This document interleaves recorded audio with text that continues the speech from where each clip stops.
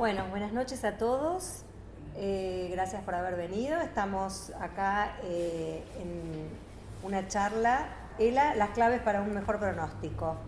Desde la asociación ELA están presentes el doctor Osvaldo Genovese, neurólogo, la licenciada Andrea Purita, nutricionista, y la doctora Romina Fernández, neumonóloga. Mi nombre es Paula Davall, soy la psicóloga y vamos a empezar con, nos van a contar ellos, cada uno hacer una ponencia de un ratito y después abrimos para las preguntas. Los que estén escuchando el vivo y quieren hacer preguntas pueden empezar a mandarlas o en el Facebook de la asociación o en el Instagram. Bueno, doctor. Bueno, ante todo muchas gracias por la invitación para poder compartir estos momentos con ustedes.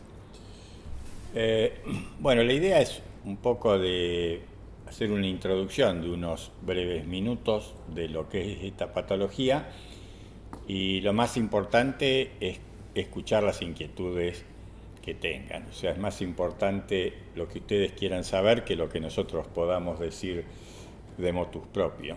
Por lo tanto, simplemente 2 o 3 minutos para una introducción a lo que es esta patología.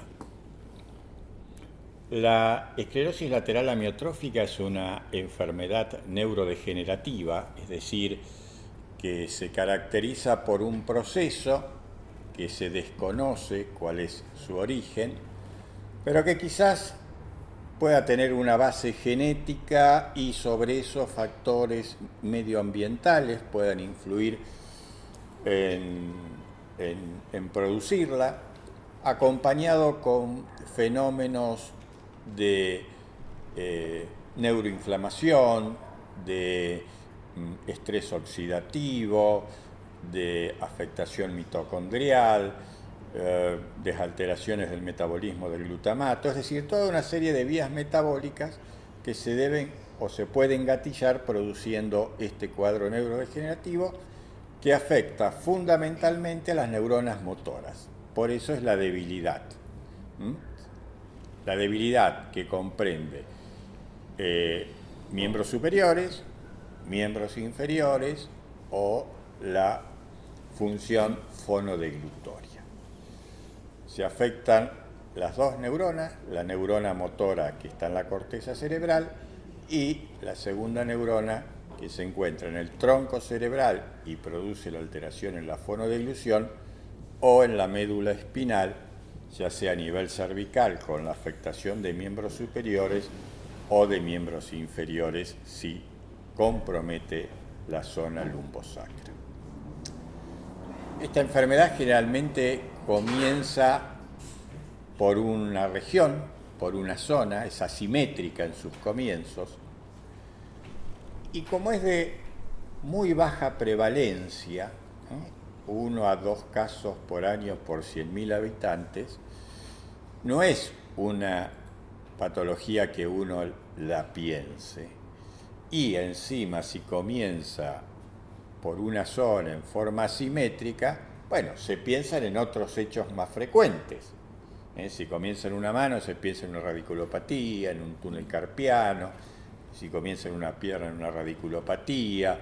Si comienza con alguna alteración fonatoria, alguna causa otorrinolaringológica. Y esto explica por qué se llega a que el promedio de diagnóstico de la enfermedad oscila entre 12 y 14 meses. Es decir, generalmente los pacientes van de médico en médico hasta que aparezca algún signo orientativo o un síntoma orientativo y ahí sí tengamos la sintomatología que nos permita sospechar esta patología. A partir de ahí comienza todo un ir y venir con estudios, que los estudios más que nada están dedicados a descartar otras causas. Por eso verán ustedes que en esta enfermedad se hacen resonancias de cerebro, de columna cervical, columna lumbosacra, múltiples análisis de sangre con el objetivo de descartar otras patologías que la puedan simular. Hay un concepto que les quiero transmitir muy especialmente en base a lo que es la enfermedad y cómo es su evolución. Esta enfermedad tiene una gran heterogeneidad clínica. Es decir, se presenta de distintas maneras y con distintos tiempos de evolución. Quizás algunos consideren que esto sea un síndrome más que una enfermedad, es decir, de distintas causas. Entonces, en su evolución, uno lo que tiene que ver es cada paciente individualmente, pues no todas las evoluciones son iguales. El otro tema, para terminar un poco esta introducción, es que todos los estudios, todos los ensayos terapéuticos se hacen en poblaciones que tienen reciente diagnóstico o al menos el diagnóstico lo más precoz posible, generalmente entre 18 y 24 meses de evolución de la patología o del diagnóstico. Hoy día hay todas estas enfermedades neurodegenerativas, como le decía, y puntualizando lo que es la ELA, tienen un comienzo. Ese comienzo es un comienzo metabólico, de afectación neuronal, hasta que luego ese proceso sigue y aparece la clínica. Es decir, la primera fase es lo que se denomina la fase preclínica. Luego que empieza la clínica, el cuadro sigue su progresión. Para que aparezca sintomatología clínica, uno en general tiene un 40, un 50% de pérdida de neuronas para que uno pueda tener cierta debilidad. Hasta hoy día no tenemos un marcador preclínico. ¿Qué quiere decir esto? Algo que a mí me diga en esa etapa antes de la clínica que un individuo está cursando esta patología. Pero en los últimos años se están desarrollando, sobre todo con respecto a las formas genéticas, seguimientos de poblaciones con alteraciones genéticas determinadas, y a esos pacientes hay actualmente un estudio que está en curso,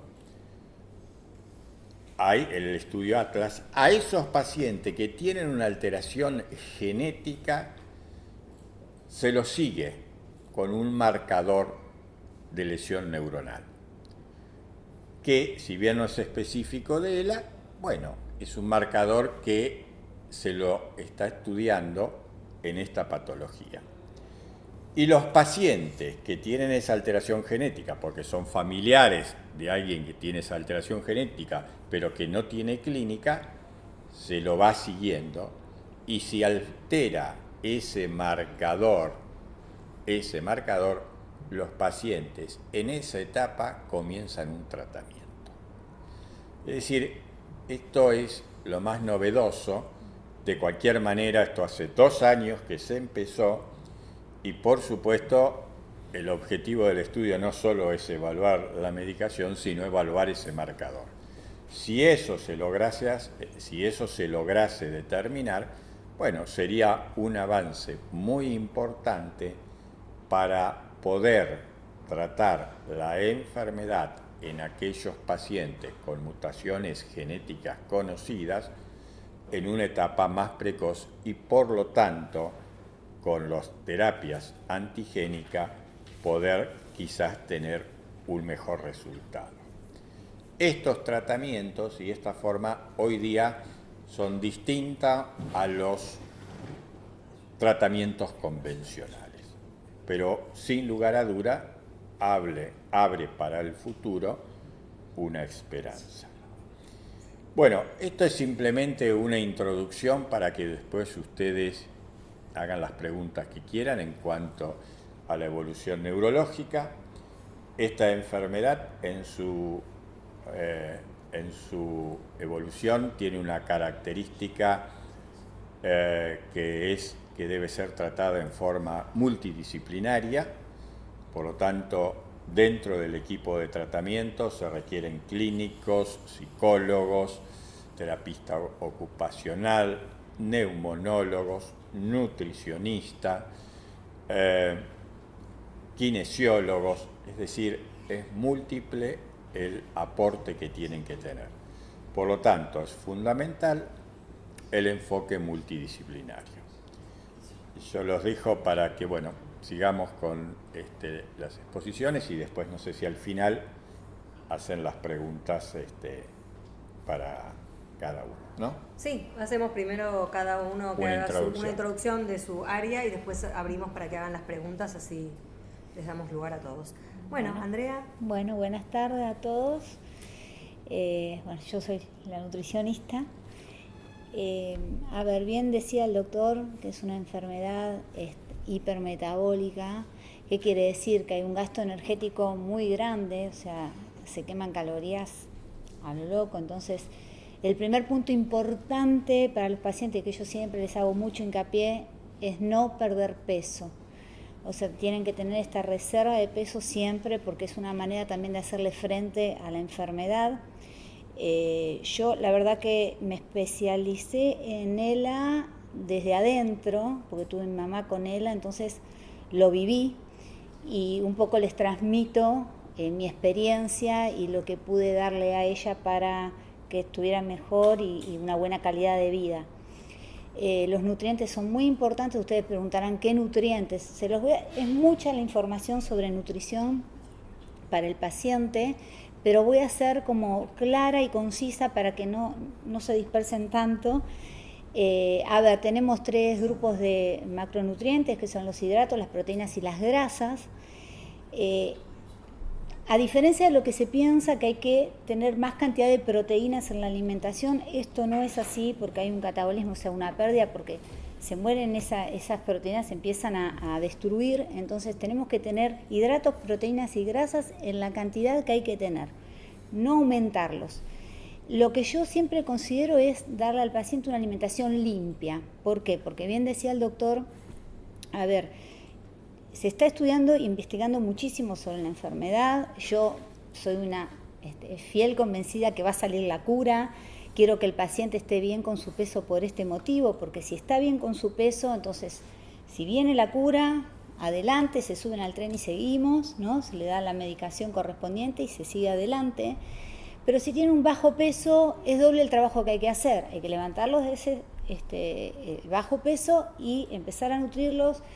Y todo el bajo peso también conlleva a posibilidad de más enfermedad, de infecciones, ¿sí? Entonces, por eso también hacemos tanto hincapié en la nutrición. Es una de las patas, junto con, obviamente, el doctor, el neurólogo, la neumonóloga y la nutrición, son 3 patas importantes para la calidad de vida del paciente y para la salud del paciente.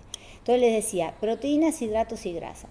Cuando hablamos de proteínas, la mayoría de la gente sabe de qué hablamos, pero les voy a contar. Son los lácteos, son las carnes, son los quesos, ¿sí?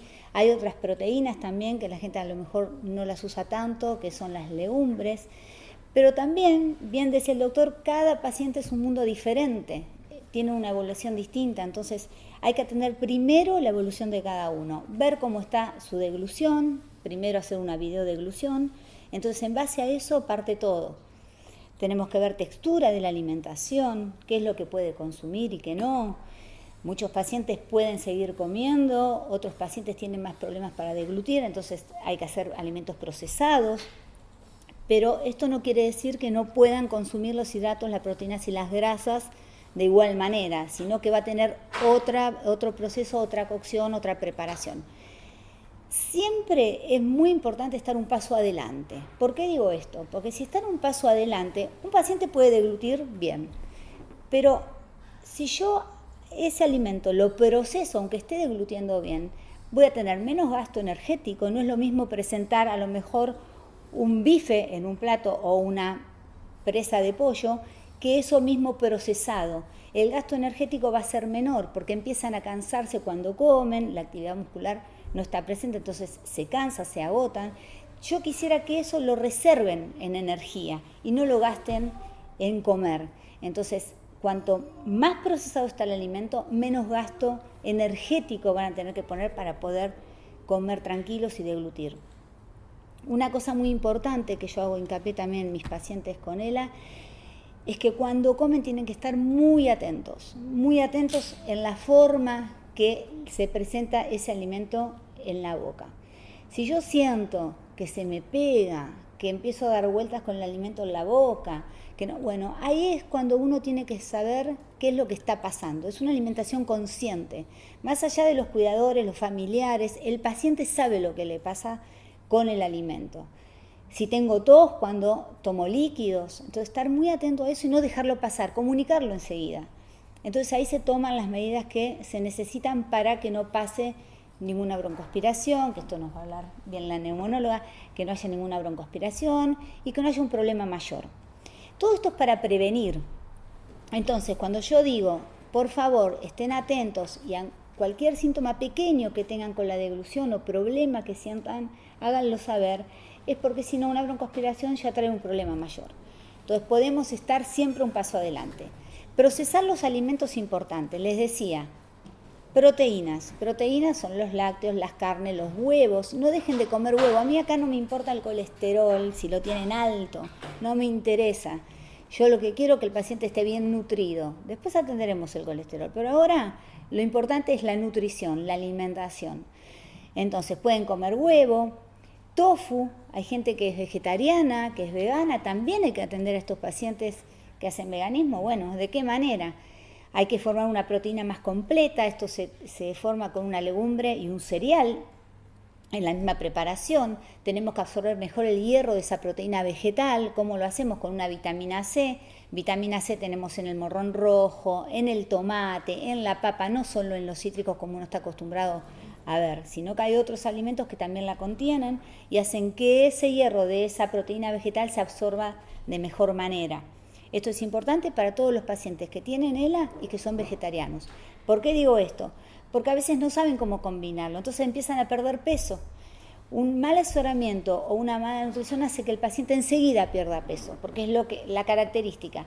Hay pacientes que a lo mejor tienen la enfermedad sin diagnóstico, como decía el doctor de 1 año. ¿Y qué pasa? Empiezan a adelgazarse y no saben por qué están adelgazados. Entonces es muy importante que siempre cuiden el peso. Cuando vayan al nutricionista o su médico, que les den una guía para que no sigan perdiendo el peso. Hay algunos alimentos y algunas sustancias y algunas cositas que van apareciendo con poder antiinflamatorio, como la cúrcuma, por ejemplo, que es un polvito que se compra en una dietética, siempre una dietética de confianza, de una buena calidad tiene que ser la cúrcuma, y eso se toma una cucharita chiquita tipo té, que son 5 gramos por día, y se puede mezclar una preparación como un condimento, o si pueden tragar bien, se puede poner un yogur, si todavía pueden deglutir, entonces se mezcla un yogur, y la cúrcuma es un buen antiinflamatorio, o sea que está bueno que empiece a implementarlo todos los días. Otro alimento también que yo doy como suplemento a la alimentación es la lecitina de soja, que actúa como un espesante natural por su grasa y es muy bueno también porque bueno, sabemos que la soja también es proteína, entonces es muy bueno la lecitina de soja para darla como un suplemento. Cuando me preguntan, a ver, ¿cómo hago si yo no puedo? Porque, a ver, casi imposible que uno pueda consumir 3.000 calorías por día, y menos los pacientes con ELA. Ya sea por el gasto calórico que le estoy contando y esta cosa del cansancio, ¿no? De comer mucho. Entonces, es ideal suplementar parte de la alimentación muchas veces con algún Ensure, que son estos preparados que se compran, que puede ser líquido, puede ser en polvo. Entonces sería bueno también sumarlo a la alimentación diaria. Tener varias frecuencias de comida, importantísimo tener un desayuno, porque el aparato digestivo está intacto. Hay problemas a veces de constipación, que ahora les voy a hablar de eso, que también es muy importante, pero el aparato digestivo funciona normal, entonces tenemos que hacer un programa de alimentación como lo hacemos siempre, un desayuno, una media mañana, un almuerzo, una media tarde, una merienda y una cena. ¿De qué manera? Chiquitos, poquitos, o sea, no llenar el plato de alimento. Pero para que eso esté enriquecido, ¿qué hay que hacer? Agregarle algunos alimentos para enriquecer. El huevo es uno de ellos, cocido siempre, crema de leche, quesos blancos, todo esto va a enriquecer. Les doy un ejemplo, si yo como un puré, por ejemplo de calabaza, no me aporta nada de calorías con un poquito de aceite o manteca, pero si yo a ese puré le pongo un poco de crema, un poco de queso blanco, le sumo huevo cocido una vez que lo termino de cocinar y le pongo una cucharada de aceite, ya las calorías de ese puré me cambian. Entonces, en poca cantidad estoy poniendo mucho nutriente. Esa es la idea. Pequeñas porciones bien calóricas, con muchos nutrientes. Tienen que tener en cuenta estos alimentos que son enriquecedores para las preparaciones, se los vuelvo a repetir. Leche, crema, leche en polvo puede ser también, quesos, todos los quesos que puedan comer. Manteca también yo le hago agregar a los pacientes, aceite, puede ser aceite de oliva, aceite de maíz, aceite de girasol, el aceite que quieran, no consuman aceite mezcla, no productos light. Por esto, a ver, yo hablo de la alimentación limpia, donde no intoxiquemos a nuestro cuerpo, empecemos, ¿no?, a sacar todo lo que es preparado, procesado, ultraprocesado. Ya que se está investigando tanto sobre a ver cuál es el origen de la enfermedad, bueno, hagamos alimentación limpia, lo más natural posible, lo más natural. No digo que comamos solamente de la tierra lo que se pueda sacar, pero dentro de lo posible, no productos light, ¿sí? Saquen todos los edulcorantes, si quieren utilicen un azúcar mascabo, no azúcar blanco. Los pacientes que pueden deglutir y pueden comer bien, que empiecen a tomar todo lo que es integral, con harinas integrales, esto para ayudar al peristaltismo, al intestino, para evitar la constipación, todo lo que es fibra. Entonces es muy importante también tener en cuenta que cuando limpiamos el intestino estamos desintoxicando el organismo. Por eso todo es limpio, el intestino tiene que estar limpio, tenemos que limpiar de adentro hacia afuera, y lo que elegimos para nuestro día a día también tiene que ser alimentación limpia. Lo ideal sería alimentación orgánica, pero yo sé que es muy cara, no todos estamos al alcance de poder consumir alimentación orgánica, entonces el que puede lo hace y el que no, elegir esto que yo digo, no tanto en la góndola del supermercado, sino ir por lo más natural que tenemos al alcance de nuestra mano. Verduras, frutas, según las texturas que uno pueda tragar o deglutir, hay que elegir las frutas con menos agua, si yo sé que no puedo deglutir bien, frutas que no tengan tanta agua, no tanto cítrico, no tanta pera, que son más acuosos. Y también saber que cuando elijo, por ejemplo, tomar agua, que es lo que más le cuesta también al paciente, a todos nos cuesta tomar agua, no solamente a los pacientes con ELA, pero los pacientes con ELA también se rehusan un poco a tomar agua. Entonces, ¿qué tenemos que hacer? Tratar de hacer un agua saborizada naturalmente, tipo una limonada, ¿sí? Ponerle unas hojitas de menta para que saborice, o un poquito de jengibre rallado para que tenga más sabor. Pero la cantidad de agua que deben consumir es 1,5 litros a 2 litros por día de agua como agua. ¿Cuentan las infusiones, los caldos, las sopas? Eso también está dentro del protocolo de líquidos, pero para desintoxicar el organismo es el agua como agua. Es muy importante la hidratación. Si estamos frente a una deshidratación, todo el cuadro se complica. Pensemos que también los pulmones, o sea, todo lo que nosotros tenemos un gasto y fluimos también y deshidratamos cuando respiramos, cuando movemos el intestino. O sea, entonces, por favor, incorporen líquidos, no dejen de incorporar agua. Si quieren caldos, pueden hacerlos mixeados para no ver la verdura y que la puedan tragar bien y tranquilos. Hacen caldos caseros, de verdura, sin cubito, todos los polvos mágicos afuera, ningún polvo mágico de sobre ni de eso afuera, directamente sáquenlo de su alimentación. Y hay algunos suplementos que yo utilicé con mi madre que bueno, me sirvieron, le hizo muy bien, que son algunas cosas como por ejemplo el Polper B12, que es la vitamina B. El doctor después me dirá si está de acuerdo, bueno, el doctor, si la vio mamá también, si está de acuerdo con esto que yo voy a dar, pero el Polper B12 lo indico siempre porque es vitamina B, equilibra el sistema nervioso también, actúa directamente, así que se pierde mucha vitamina B en la enfermedad. Coenzima Q10 también, coenzima Q10 la indico siempre, la vitamina E, que es antioxidante, y un Actimel por día como un probiótico natural para el intestino, para que no se pierda la flora, para ayudarlos.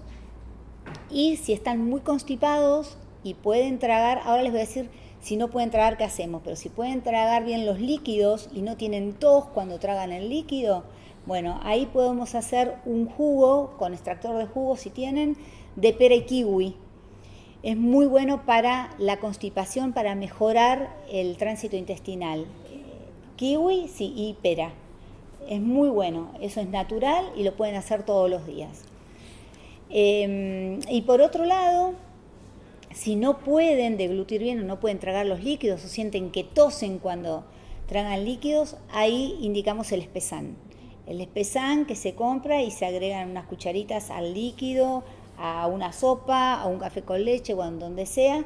Siempre hay que poner Espesán cuando ya tienen el problema de tos al estar ingiriendo líquidos. Estén muy atentos con eso, por favor, que es muy importante. Y por otro lado, bueno, las grasas que pueden consumir aceite, como les dije, la palta, que es muy buena en ácidos grasos, omega 3, ácido graso omega 3 también yo lo doy como suplemento, si no lo pueden incorporar, algunas gotitas, es muy bueno. Los frutos secos también, de acuerdo a cada paciente, ¿sí? Los frutos secos, si no los pueden consumir así porque no se pueden deglutir, hay que molerlos y que queden disueltos, ni siquiera que quede el polvillo, bien disueltos, y agregan una preparación al relleno de un vegetal, con una carne picada, magra, de pronto. Y cuando yo hablo de calorías también, quiero aclarar algo.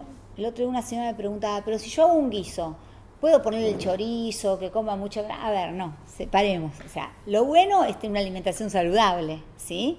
Las grasas tienen que ser de buena calidad, porque estamos buscando que el paciente esté bien.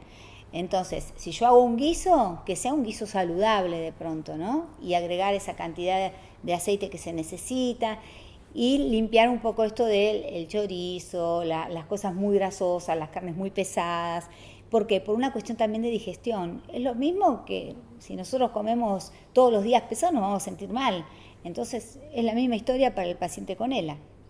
Tratar de cuidar también la alimentación que sea saludable. Enriquecerla, eso es muy importante, acuérdense de enriquecer todos los platos, comer varios platos en el día, no hacer una sola comida, porque eso hace que el paciente baje más de peso, ¿sí? Y en lo posible también que si comen verduras, que sean cocidas, no crudas. ¿Por qué? Porque la verdura cruda o una ensalada, por ejemplo, da mayor valor de saciedad y les va a sacar el apetito. Entonces, sería bueno que sea todo procesado y cocido, no tan crudo, ¿sí? Y también pasa lo mismo con las frutas. En lo posible, si pueden, que sean, por ejemplo, la manzana asada, ¿no? Frutas más cocidas y no frutas crudas. Si como una ensalada de fruta, por ejemplo, que la fruta esté cortada en pequeñitos, chiquititos y no trozos muy grandes, ¿sí? Y endulzar, les dije, con azúcar mascabo, que es importante. Saquen los edulcorantes, todos. Los únicos edulcorantes, el único, no los únicos, es la stevia en hojas. ¿Por qué? Porque la stevia en hojas es un endulzante natural, lo pueden usar hasta los pacientes diabéticos, la compran en la dietética y eso le pueden poner a la infusión.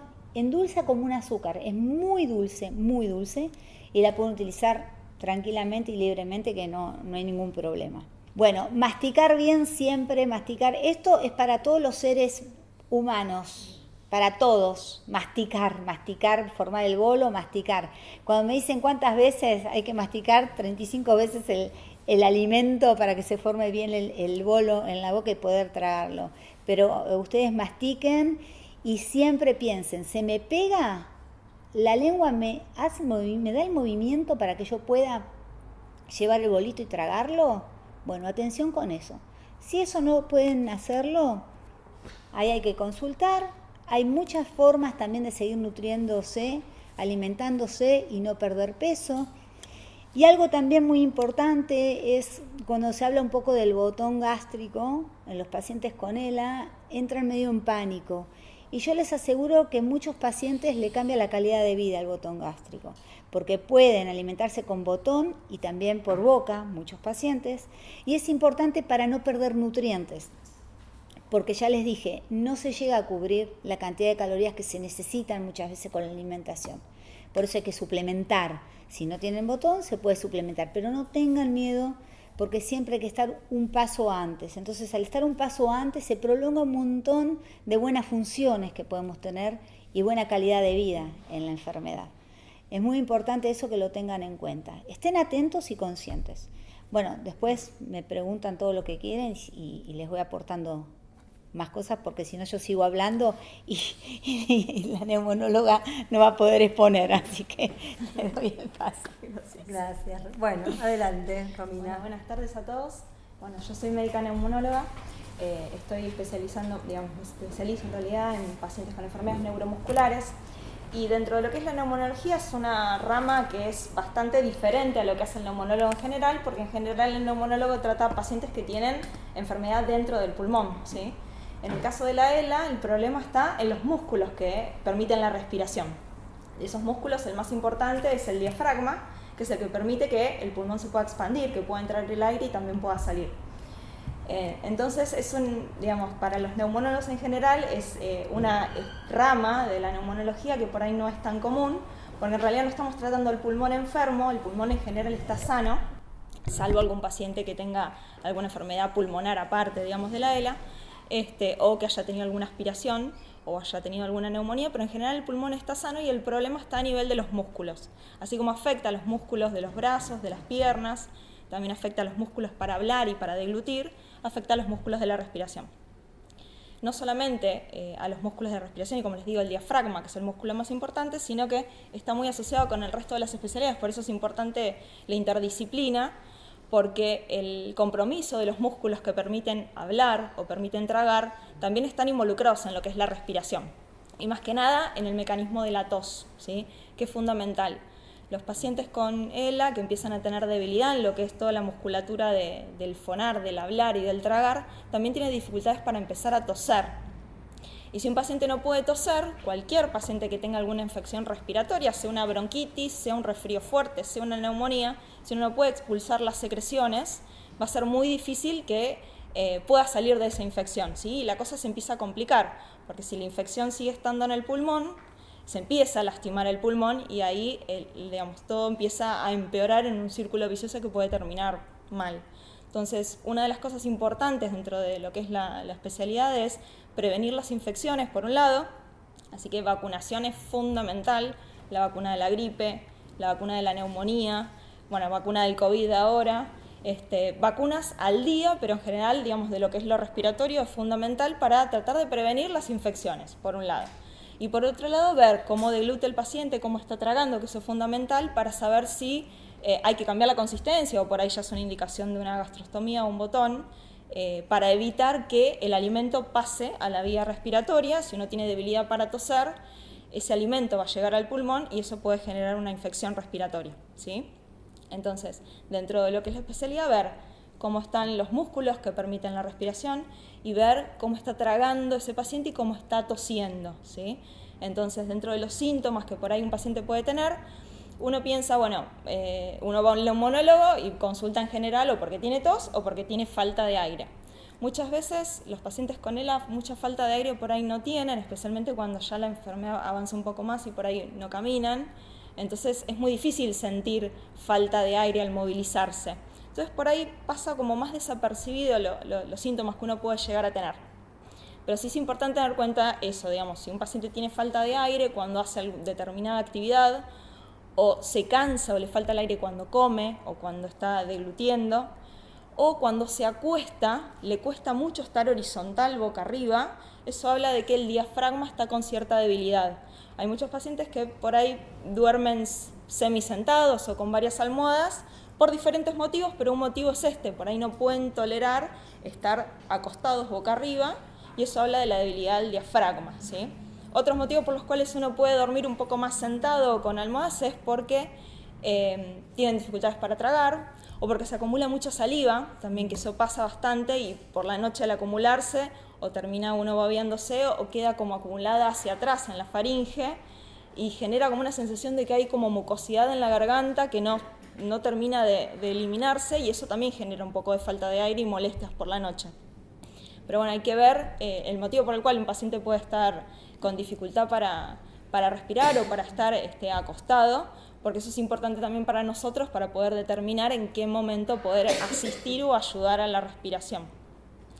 Entonces les decía, vacuna fundamental, hay que prevenir las infecciones, como decía Andrea, el tema de el deglutir, ¿sí? Si alimento pasa a la vía aérea, tenemos más propensión a tener alguna infección o algún tipo de neumonía química, entonces eso va a complicar la situación, entonces es muy importante y van siempre de la mano. Ver cómo tose el paciente, si hay tos suficiente como para poder expulsar secreciones. El tema de la hidratación que estabas hablando, fundamental también en la parte respiratoria. Si un paciente cualquiera tiene secreciones, es importante que estén fluidas para que puedan ser más fáciles de poder expectorar. Y cuanto uno más hidratado esté, es más fácil que esas secreciones puedan eliminarse mejor. Y después, bueno, ver cómo está la musculatura respiratoria. Hay diferentes formas que nosotros evaluamos, digamos, a los pacientes para ver cómo está la musculatura respiratoria. Una es la espirometría, que seguramente deben conocer o están familiarizados, que es un estudio en el que tienen que soplar a través de una boquilla. En realidad, como neumonólogos nos sirve para ver la función pulmonar, ¿sí? Ver cómo está el pulmón. Pero desde el punto de vista muscular, lo que queremos ver es cuánto aire entra y sale para ver cómo están esos músculos respiratorios. Hay otras pruebas también que se hacen que son parecidas a la espirometría, que se llaman presiones bucales, no sé si alguna vez alguien los escuchó, que es muy similar, es un estudio parecido, digamos, con un equipo parecido al espirómetro, que permiten ver qué fuerza uno tiene para tomar el aire, ¿sí? Ahí principalmente el diafragma, que es un músculo muy importante, y qué tanta fuerza uno tiene para alargar el aire, y de esa manera ver qué tanta fuerza uno tiene para poder toser, ¿sí? Entonces, todas esas pruebas nos ayudan a nosotros para determinar el grado de debilidad o no que el paciente tiene, ¿sí? Y en función de eso también actuar. Las cosas más importantes, como les decía, prevenir las infecciones, ver cómo está la tos, ¿sí? Si la tos es débil, porque no hay fuerza suficiente o para tomar el aire, o generar la fuerza con los abdominales como para poder después expulsar esa tos, se puede asistir, ¿sí? Se pueden hacer diferentes técnicas kinesiológicas en realidad para poder ayudar al paciente a mejorar un poco la fuerza de la tos y ayudar, en el caso de que haya secreciones, de poder expectorarlas sin necesidad de ningún tipo de aparato complejo.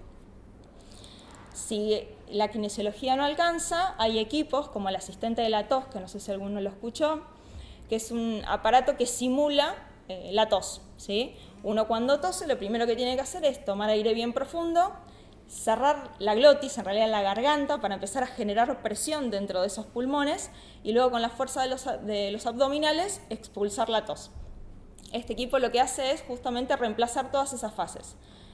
Vamos a decirlo así como en criollo, mete el aire a presión, ¿sí? Permite que el pulmón se llene de aire, genera presión y después termina como aspirando, elimina el aire como si fuera una aspiradora. Entonces, de esa manera, si hay secreciones en la vía aérea, ayudan a que se puedan o expulsar o por lo menos llegar a la boca y después sí aspirarse si es necesario. Eso con respecto a la tos, que es fundamental porque es básico, digamos, que un paciente pueda toser y es una de las primeras cosas que se afectan. Por ahí, antes de llegar a la debilidad más importante del diafragma, lo primero que empieza a fallar es el mecanismo de la tos y eso es lo que complica todo, porque sin tos es más fácil tener una infección y terminar por ahí internado por una neumonía o en una terapia intensiva por no poder toser. en cuanto a lo que es la musculatura respiratoria, como dije, el diafragma es el músculo más importante, ¿sí? El diafragma separa los pulmones del abdomen, ¿sí? Donde están los intestinos. Y al descender permite que el pulmón se pueda expandir y así de esa manera entrar el aire, y una vez que sube, el aire se elimina. Cuando hay debilidad de ese músculo, empieza a generarse, bueno, falta de aire, esta dificultad para estar acostado 180 grados boca arriba, hace que durante la noche uno no respire del todo bien, ¿sí? Por ahí uno no se da cuenta porque duerme toda la noche, pero en realidad lo que yo les explico a los pacientes es que respiran como más cortito, ¿sí? Al diafragma, al no poder hacer ese trabajo de subir y bajar, la cantidad de aire que entra por cada respiración es menor a la que debería. De esa manera, cuando uno duerme, que es el momento en donde más se relaja, si hay algo de debilidad muscular es en el momento en donde empieza a aparecer el problema, es por la noche y cuando uno duerme. Entonces por ahí de día uno no está del todo mal o no siente falta de aire, pero por la noche está respirando más cortito. Y eso va a traer a largo plazo, o a veces a corto plazo, dolor de cabeza a la mañana, sensación de que el sueño no es reparador, cansancio durante el día, sueño durante el día, más fatiga, más debilidad, que por ahí no es tanta debilidad, sino que uno está cansado porque en realidad no durmió, entonces le echa por ahí la culpa de la enfermedad de que tengo más debilidad, estoy cada vez más cansado, más fatigado, y en realidad es porque no está durmiendo del todo bien, porque no está respirando del todo bien. Entonces cuando pasan estas cosas, que uno respira más cortito, el oxígeno en general entra bien, uno cuando satura un paciente con ELA en general satura bien, el problema no es el oxígeno, el problema es el dióxido de carbono. El dióxido de carbono es un gas que produce el cuerpo, ¿sí? Y que se elimina a través de la respiración. Cuando respiramos tomamos oxígeno, que eso nos sirve para todas las células del organismo, y cuando largamos ese aire, ese dióxido de carbono que se generó en las células se elimina por la respiración. Cuando uno respira más cortito por la noche, ese dióxido de carbono se empieza a acumular. Durante el día, cuando uno está despierto, que respira un poco con más fuerza, se elimina, pero llega un punto en que no alcanza el día para poder eliminar el dióxido de carbono. Entonces, lo que nosotros tenemos que tratar de evitar es justamente eso, que se acumule el dióxido de carbono por culpa de la debilidad de la musculatura respiratoria. Cuando vemos que hay debilidad, tenemos que empezar a asistir a esos músculos de la respiración. Y una forma de asistirlos, bueno, puede ser en forma no invasiva, que es lo ideal, que seguramente les debe sonar el famoso BiPAP, ¿sí? O en forma invasiva a través de una traqueostomía y un respirador. Uno en general utiliza el BiPAP, que es lo mejor y es el inicio, justamente para asistir, o sea, permitir que ese diafragma pueda descender como tiene que descender y cada respiración la cantidad de aire que entre y que sale sea la adecuada para que entre perfectamente el oxígeno y se elimine ese dióxido de carbono, ¿sí? El equipo, el BiPAP, lo que hace es eso.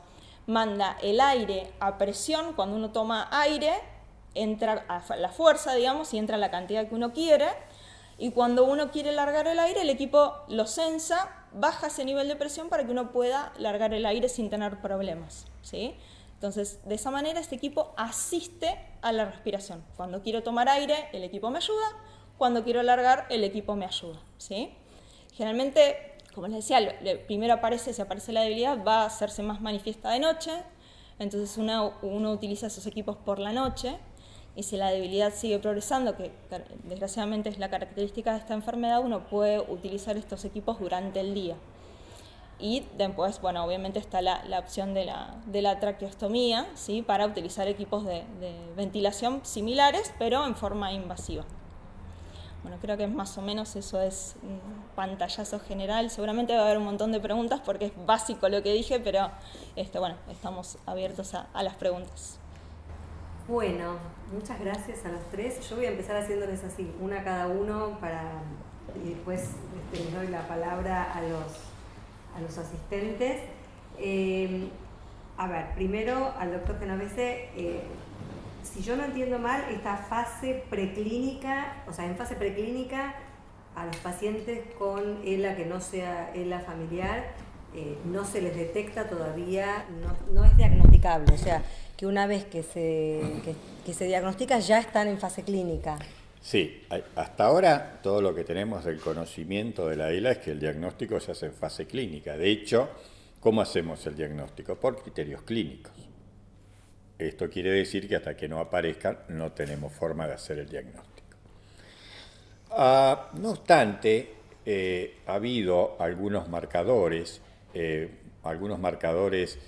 en imágenes que, bueno, no importa la técnica, que se hacen en resonancia, que marcan la vía piramidal, sobre todo a nivel del brazo posterior, y eso aparecería en etapas muy tempranas de la patología, y si no, los marcadores, esto que estaba hablando, que son los que se están insinuando ahora en los ensayos genéticos.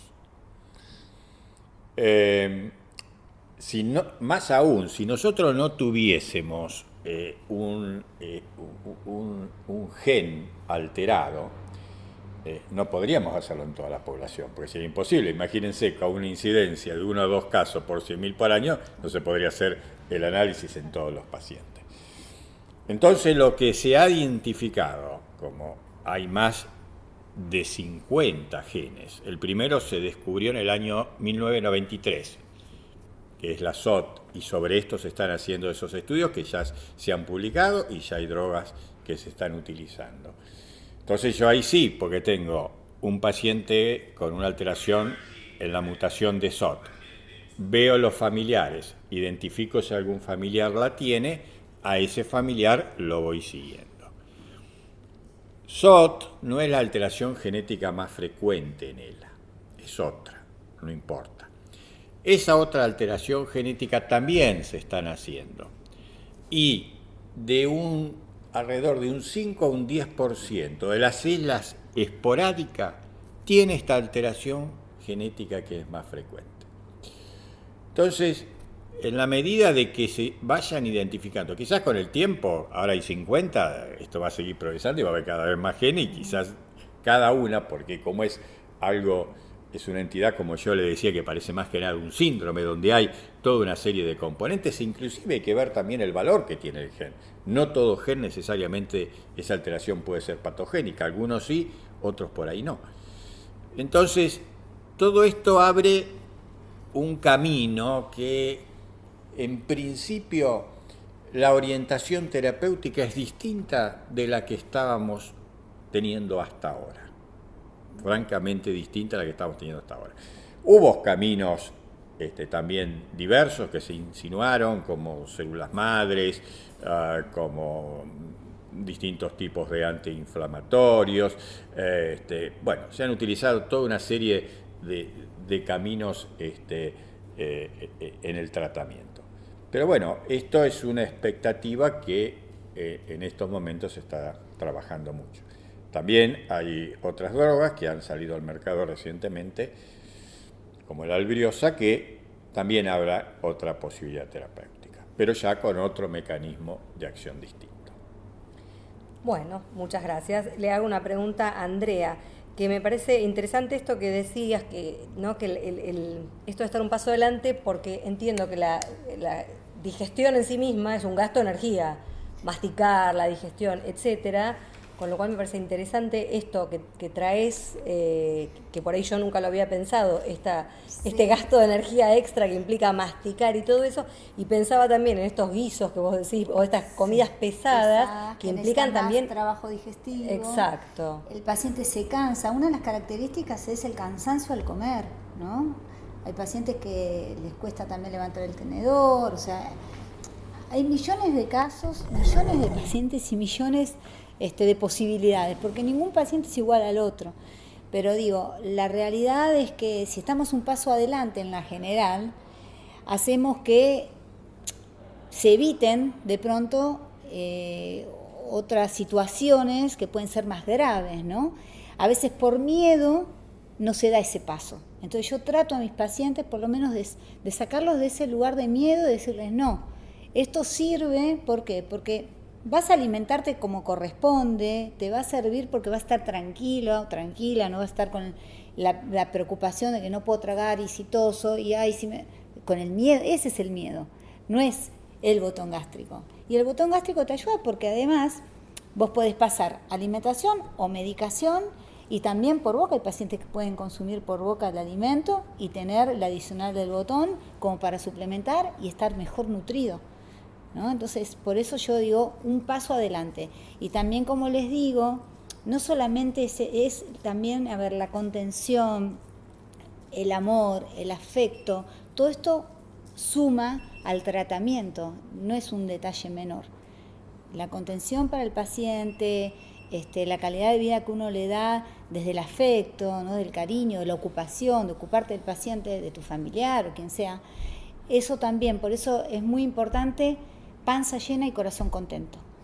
Y los brazos arriba, no bajar los brazos, porque yo les decía, yo estoy convencida que se va a encontrar la cura y que cada vez hay más investigación y la gente está, o sea, todos los investigadores científicos están poniendo todo para que se pueda curar la ELA y se va a curar. Entonces hay que estar... Sí, yo pensaba, y siempre en los grupos de familiares hablamos de esto, que uno tiene que pensar qué batallas quiere librar. Entonces, si por ahí uno se gasta un montón de energía en ir de la cama al baño o en masticar, después no le queda energía para, Tienes que tener reserva. Para otras cosas, Claro. que por ahí uno tiene más ganas de hacer, como estar con los nietos, con los hijos, con la familia. Hay que tener una reserva energética siempre, entonces no podés malgastar tu energía. De hecho, ninguno de nosotros tenemos que malgastar nuestra energía vital. Esto es importante, pero los pacientes con los que tienen metabolismo, menos que menos, o sea, hay que reservar y guardar esa energía. Entonces, la comida es un punto muy importante. No traten de comer pedazos grandes, no traten de probarse, porque hay gente también, pacientes que también se prueban a ver si puedo. No, tranquilos, relajarse y empezar a hacer todo más procesado, ¿sí? Con otras texturas, más licuados, y no gastar energía en alimentarse cuando a veces cuesta, ¿no? Y una fantasía que también me parece que vos derribaste este mito, ¿no? Que cuando hay botón gástrico, no, como si te cosieran la boca, que no se puede comer. No, al contrario. Por eso digo, el botón gástrico es de gran ayuda en el paciente con ELA. Cuando uno lo descubre, se siente mucho más tranquilo, come más tranquilo. Por eso digo, a ver, podés seguir comiendo por boca también, claro, y acompañar con el botón gástrico, pero te da una tranquilidad que sabes que estás comiendo lo que tenés que comer. Es más, tenés que salir, si estás por bomba, cerrás el botón y te vas, no tenés que ir con la bolsa de alimento a todos lados. Entonces, y dividís como un desayuno, un almuerzo, una merienda, una cena, como una alimentación normal. Y es después de gran ayuda. Comés lo que tenés ganas de un heladito de dulce de leche y te comes Sí, eso. lo comes, Te lo comes. no pasa nada, lo puedes comer por boca tranquilamente, ¿no? Así que hay que sacar estos miedos porque esto genera, sacar el miedo genera mejor calidad de vida, ¿no? El paciente con ELA. Y tienen que estar bien nutridos, es muy importante, muy importante. Bueno, y a Romina, lo que te quería preguntar, algunos pacientes no quieren dejar de hacer actividad aeróbica, por ejemplo, si juegan a alguna actividad tipo fútbol o correr o lo que fuere. ¿Qué consejo o qué dirías vos al respecto? Qué buena pregunta. Cuanto menos quieto esté un paciente en general, mejor, ¿no? Porque también el quedarse quieto, obviamente en la medida de las posibilidades, genera también más pérdida de masa muscular y también genera que este hipercatabolismo también se acelere. Entonces, en la medida de lo posible, si puede haber movimiento, es bueno. Y también es un marcador, porque también podemos saber si el paciente verdaderamente tiene fatiga, si le falta el aire, se cansa o no, o cuál es el motivo. Obviamente que es mucho más difícil, no es porque ya hay debilidad muscular, pero en la medida que se pueda, si lo puede hacer, obviamente no vamos a pretender entrenar para correr una maratón, por ejemplo, pero sí movimiento es fundamental. Cuanto más actividad, mejor. Ok. Bueno, no sé si hay alguien que quiera hacer alguna pregunta. Si no, seguimos preguntando. Yo tengo un montón. Les estoy dejando para que pregunten ustedes. ¿Alguien quiere hacer alguna pregunta, comentario? Yo tengo algunas preguntas que me enviaron, sí, por WhatsApp.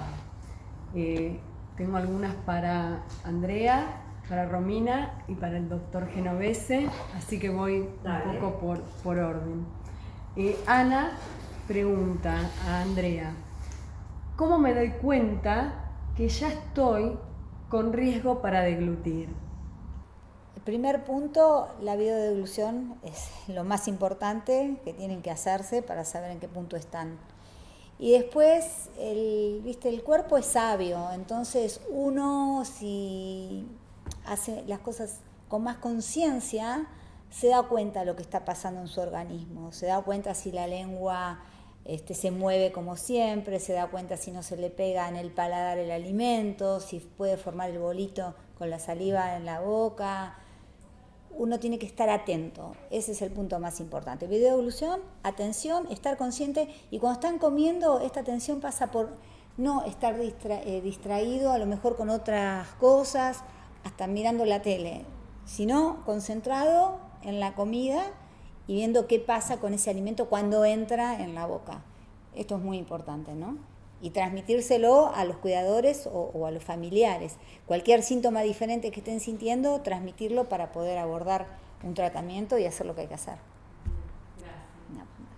Bueno, Paola pregunta a Romina, ¿qué sería lo fundamental en la kinesiología respiratoria? La kinesiología respiratoria es muy amplia y va a depender también de la patología del paciente. Uno por ahí está acostumbrado al paciente respiratorio con enfermedad pulmonar, que la kinesiología va en vibraciones o hacer golpecitos para permitir que la expectoración pueda ser eliminada, pero por ahí en el caso del paciente que tiene enfermedad muscular no es lo fundamental o no es lo primordial eso. Lo que hay que hacer es, desde el punto de vista de kinesiología, que es más o menos lo que habíamos hablado al principio, es asistir la tos, ¿sí? Ver cómo está esa tos y ayudar a que sea lo más fuerte posible para, si en el caso de que hay secreciones, se puedan eliminar, o si no las hay, estar entrenado para saber qué hacer en el momento que uno tenga secreciones. Entonces, fundamental es eso, es ayudar a los músculos de la respiración a que puedan estar lo más fuertes posibles para poder eliminar y tener la fuerza suficiente como para poder eliminar secreciones. De ahí sale lo que es la asistencia de la tos, que tenemos formas manuales, ¿sí? Ayudar a que el pulmón se infle de aire a través de un ambú, ¿sí? Que son esas mascaritas con la bolsita, y eso permite que el pulmón se pueda llenar de aire apilando aire, y después comprimir un poco el abdomen en el momento en que larga el aire o tose para ayudar a esos músculos abdominales, es una forma. Y si no, a través de los equipos mecánicos, como el asistente mecánico de la tos, que ya ahí ya reemplaza toda la función de la tos natural, que es lo que les había explicado antes. Pero fundamental es eso, es dentro de toda la amplitud de kinesiología respiratoria, hay que abocarse más a la asistencia de la tos y ayudar a poder eliminar secreciones, haya o no haya. Simplemente estar acostumbrados y saber qué hacer en el caso de que haya secreciones para poder ayudar a que no quede eso en el pulmón y se sobreinfecte, por ejemplo, o termine en una neumonía. Carlos le pregunta a Osvaldo, ¿cada cuánto tiempo es aconsejable ver al neurólogo una vez diagnosticada la enfermedad? En general, lo habitual es que hay ciertas evaluaciones que uno lo hace con cierta periodicidad, como por ejemplo la espirometría, que habitualmente la hacemos cada 3 o 4 meses. Pero todo va a depender del momento en el cual se está transcurriendo la patología. Cuando uno hace el diagnóstico, generalmente el diagnóstico lleva en etapas iniciales mucho apoyo al paciente y a la familia, apoyo psicológico al comienzo, sobre todo cuando se informa el diagnóstico, y claro, va a depender de la forma de presentación clínica lo que uno va a indicar ahí. Si es una forma de inicio en un miembro, bueno, hará kinesiología, terapia ocupacional y verá al paciente cada 3 o 4 meses. A medida que el cuadro progrese y según cómo sea esa progresión, se verá la frecuencia que va a tener.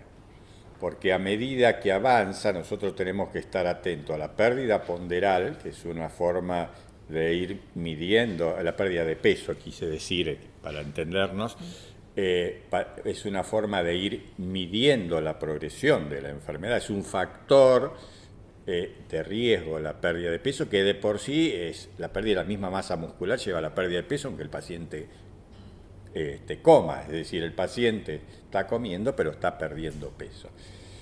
Entonces eso uno tiene que estar ahí evaluándolo en cada visita, porque debajo de un determinado porcentaje, alrededor de un 5%, uno ya empieza a encender las alarmas. Lo mismo ocurre cuando aparecen los síntomas respiratorios. Es decir, generalmente eso lo va a ir haciendo la evolución, pero habitualmente es entre 3 y 4 meses que se va controlando al paciente. Hay que controlar, y acá se comentó muy bien, estos pacientes implican no solo un paciente, sino una familia que está viviendo esta patología. Y van unas palabras para lo que llamamos cuidador. Cuidador es aquella persona del núcleo familiar que está encargada principalmente de asistir al enfermo.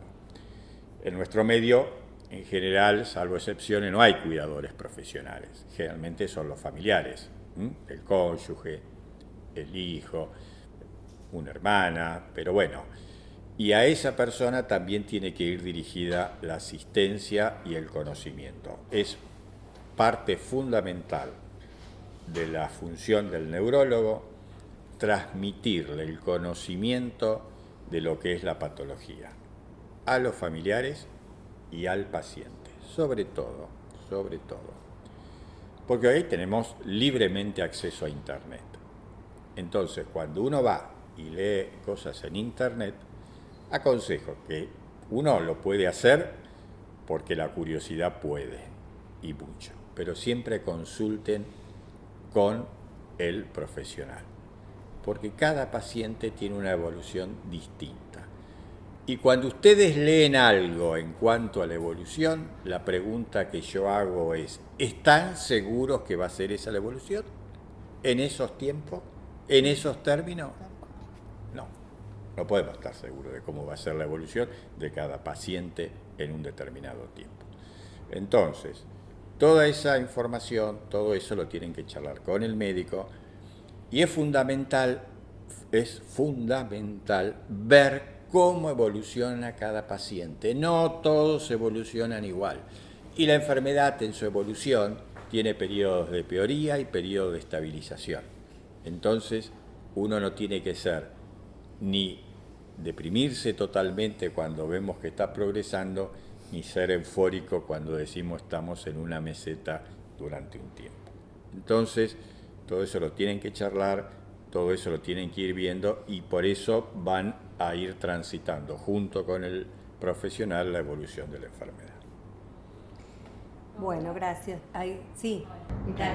Nosotros les consultamos a la neuróloga por el relibrio que vimos en la página de la asociación, y nos dijo que bueno, que ya había visto yo en internet que no estaba en Argentina eso disponible, pero no pude ir yo a la consulta, y de boca en boca me llegó que mencionó que uno de los componentes del medicamento es algo que se conoce como TUDCA, ácido taurursodeoxicólico.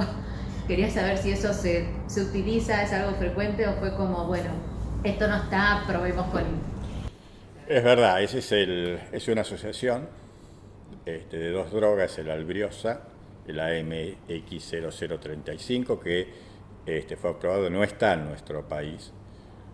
Es un estudio, el estudio Centauro de esa medicación.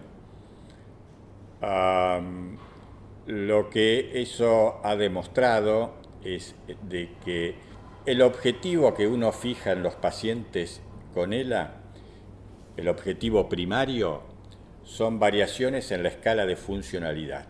Hay una escala de funcionalidad, que no viene al caso, donde evalúa sueño, deglución, marcha, respiración, alimentación, bueno, toda una serie de ítems.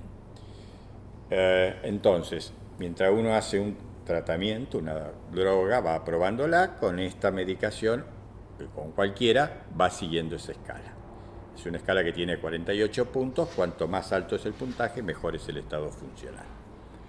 Esta droga, comparado placebo contra control durante 24 meses en 130 y pico de pacientes, los que recibieron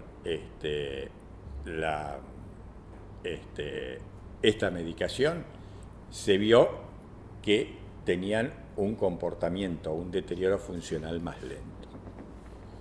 Bueno, ahora lo que se está haciendo es haciendo una extensión del estudio. Todos pasaron a droga activa. Las primeras 24 semanas eran parte placebo y parte droga activa, 2-1 era, 2 de droga activa, 1 de placebo. Ahora están todos con droga activa. Y en la prolongación lo que se vio, que no se había visto dentro de las primeras 24 semanas, es que el grupo que estaba con droga activa desde el comienzo tenía una mayor sobrevida de unos meses comparado con el que no tenía, con respecto al que tenía placebo. Bueno, esto es lo que se sabe de esta asociación, de esta droga. Obviamente se necesitan más seguimientos, más cosas, porque esto nos ha pasado con todos, con todas las distintas medicaciones.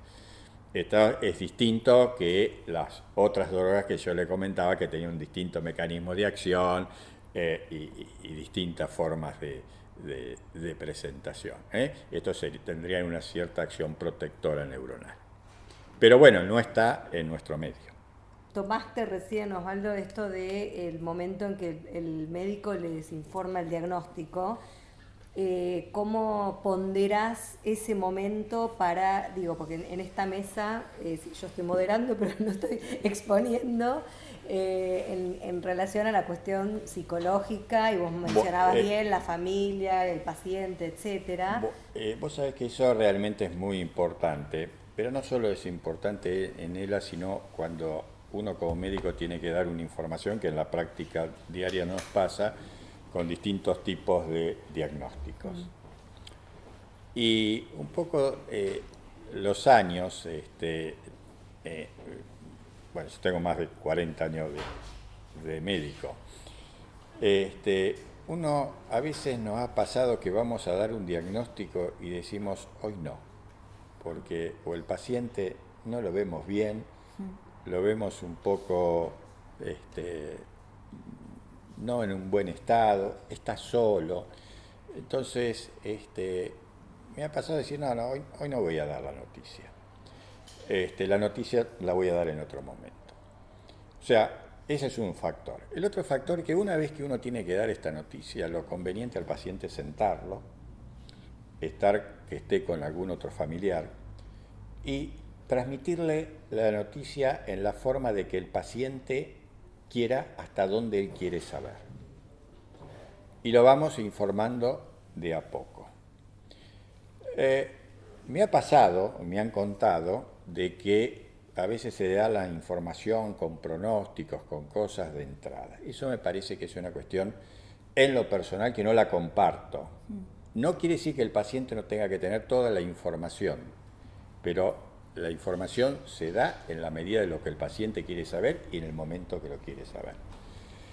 Y lo otro que también se acostumbra a hacer es a las 48, 72 horas que uno le da la información, comunicarse con el paciente para ver cómo está. Esas son en general las medidas convenientes para cuando se tiene que dar la información.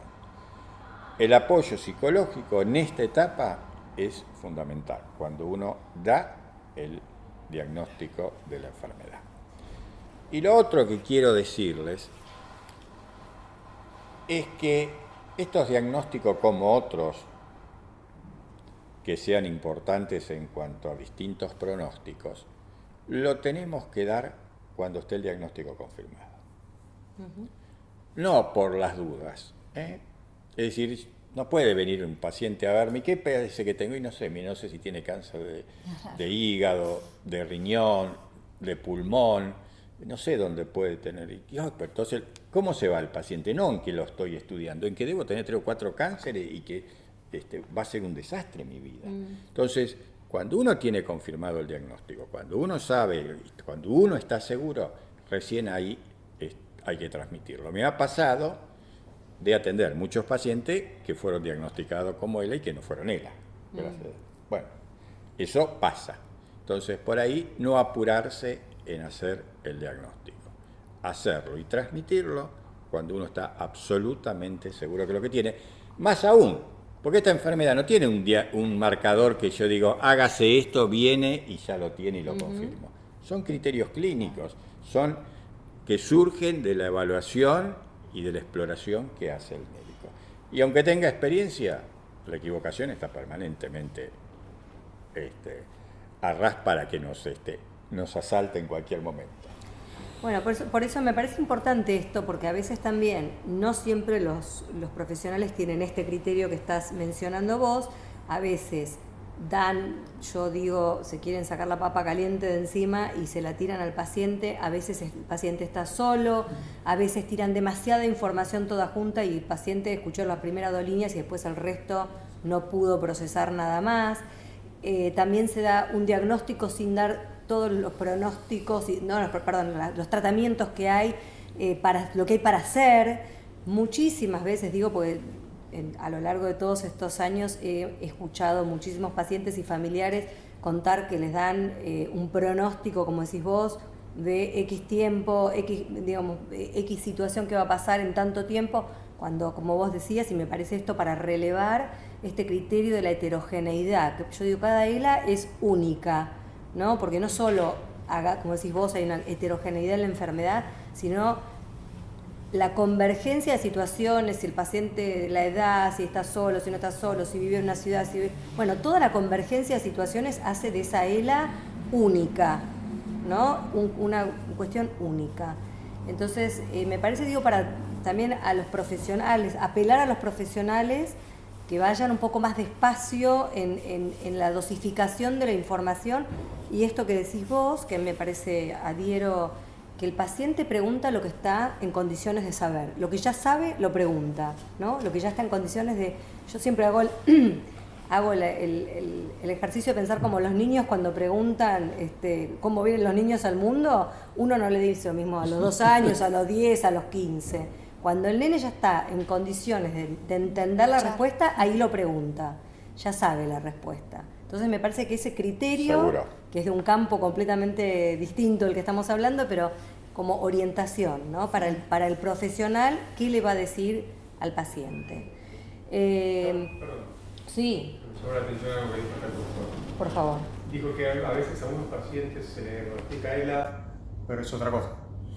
¿Cuáles son esas otras cosas con las que se confunde? El diagnóstico diferencial. Sí, usted dijo que hay... Digamos, Sí, eso. Se ha diagnosticado eso, ELA erradamente y el resultado va a ser otra cosa, digamos. Sí, las patologías que dan con mayor frecuencia son, una es una entidad que se llama neuropatía motora multifocal. Es un cuadro que es autoinmunitario, que se produce a nivel de los nervios, se produce un bloqueo en los nervios, es de origen autoinmunitaria y eso mejora con el tratamiento con gamma globulinas. Pero esa es una entidad sumamente rara que se da, para que tengan una idea, un caso por cada 100 ELAs. Después todo lo que sea la patología cervical, sobre todo la mielopatía cervical, o sea, la enfermedad de la médula cervical, la mielopatía espondilótica cervical. Después hay otros casos donde la ELA es combinación de primera y segunda neurona, es decir, la neurona de la corteza y la segunda neurona de la médula o del tronco cerebral. Hay veces que se afecta solamente la primera neurona, que se llama esclerosis lateral primaria, entidad poco frecuente. Esa entidad tiene una evolución larga, pero hasta dentro de 4 años se puede transformar en ELA. Y después hay otras enfermedades que es al revés, donde se afecta la segunda neurona, se llaman enfermedades de la neurona, de la segunda motoneurona, y también a veces pueden tener evoluciones más lentas. Después ver otros casos que se han descrito que han simulado ELA, por ejemplo, intoxicaciones por plomo, pero eso ahí uno va buscando exposiciones a distintos tóxicos, exposiciones a campos magnéticos, pero en esos casos uno generalmente tiene un antecedente de esa exposición, que es lo que siempre pregunta. Pero lo más frecuente es básicamente es ese tipo de neuropatías y las mielopatías cervicales. A ver, Pablo está atrás. Sí, yo quería aclarar una cosa con respecto a la pregunta que hizo la chica que estaba acá sobre el TUDCA, que bueno, el año pasado hablamos con la doctora Coco, que es una de las principales investigadoras de un ensayo clínico con TUDCA que se está haciendo en Europa, como dijo el doctor, con una determinada graduación y en una determinada dosis, ¿sí? Y controlado dentro de un entorno de ensayo clínico. Pero bueno, para los que estén interesados, en nuestro canal de YouTube pueden ver esa entrevista que tuvimos con la doctora Coco sobre el ensayo clínico con TUDCA, solo con el TUDCA, en Italia y en varios países de Europa. Y bueno, y ahí tenemos obviamente nuestro programa de teleconferencias con un montón de entrevistas más con otros expertos, por si quieren ver. Gracias. Silvia, ¿tenías otra? Sí, hay una pregunta anterior que hizo Walter, pero realmente sobre el AMX0035, que entiendo está respondida. Así que vamos a pasar a una siguiente que pregunta María a Romina, y pregunta cuál es la diferencia entre el CPAP y el BiPAP. Sí, es un error nuestro desde lo médico a veces confundir CPAP y BiPAP. Son dos dispositivos que permiten ayudar a la respiración, pero en el caso del CPAP es para otra patología totalmente distinta, para las apneas obstructivas del sueño. O sea, cuando uno duerme, generalmente esto pasa más que nada en pacientes obesos, uno se relaja y se colapsa la vía aérea superior, los músculos de la garganta, digamos, ¿sí? Entonces cuando uno quiere respirar, tomar el aire, no pasa ese aire porque está todo colapsado la vía aérea superior.